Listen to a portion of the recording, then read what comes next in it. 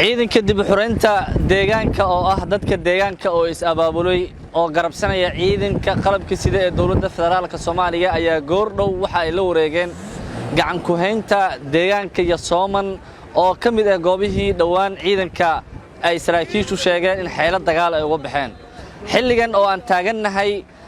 deegaanka iyo Sooman waxa gacanta ku haya ciidanka dib u xuraynta iyo ciidanka dawladda oo isgarabsanaya saraakiisha iyo mas'uuliyiinta maamulka oo ugu horeeya gudoomiyaha gobolka Hiiraan Cali Jati Cismaan dadka deegaanka ay la hadleen waxa ayna sheegeen in dib dambe ciidanka aysan u noqon doonin iyagoo ugu baaqay in maamulka iyo saraakiisha iyo ciidanka amniga dadka deegaanka ay la shaqeeyaan iyo Sooman waxa ay ka mid ahayd goobihii istiraatiijiyad ahaan ugu muhiimsaneed gacan ku haynta al-shabaab markii laga yimaado Booco iyo sidoo kale degmada Moqokori ee gobolka Hiiraan iyo Sooman waxa ay hoos tagtaa degmada Buuloburda ee gobolka Hiiraan waxaana isaga kala goosha wadooyin afar xagal ah kuwaas oo muhiim u ah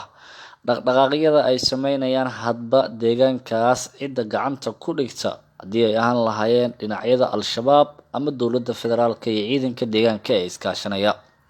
ciidanka gacan ku haynta deegaanka iyo Sooman maanta mar kale dib u hantiyay waxa qayb ka ahaa ciidanka gorgor ee ka mid ah ciidanka xoogga dalka kuwaas oo watay gaadiid dagaal isla markaana ka yimid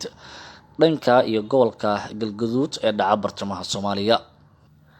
diyaaradaha dagaalka ayaa sidoo kale qayb ka ahaa howlgalkii maanta lagu qabtay deegaanka iyo Sooman ee gobolka Hiiraan saraakiisha ciidanka qalabka sida ee ku sugan jiida hore ee dagaalka oo warbaahinta la hadlay ayaa sheegay in howlgalka lagu qabtay iyo Sooman oo gogol xaar u yahay dib in mar kale gacan ku haynteeda iyana ay u soo noqoto degmada Moqokori ee bariga gobolka Hiiraan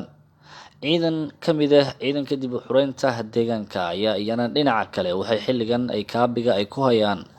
degmada Moqokori ee gobolka Hiiraan taas oo muddo maalin ka hor ah ciidanka dib u xuraynta deegaanka iyo ciidanka dawladda ay isaga soo baxeen dhanka degmada Buuloburda waxa ka soo ruqaansaday cutubyo ka tirsan ciidanka qalabka sida kuwaas oo haatan ku sugan deegaano u dhaxeeya degmada Moqokori iyo sidoo kale deegaanka iyo Sooman dhaqdhaqaaqyadii ugu dambeeyay ayaa ciidanka dib u xuraynta iyo sidoo kale ciidanka dawladda ay wadaan waxaana lagu wadaa in 48 saac ay soo aadan ciidanka dawladda iyo kuwa dadka deegaanka ah ee isgarabsanaya ay markale dib u hantiyaan gacan ku haynta degmada Moqokori ee gobolka Hiiraan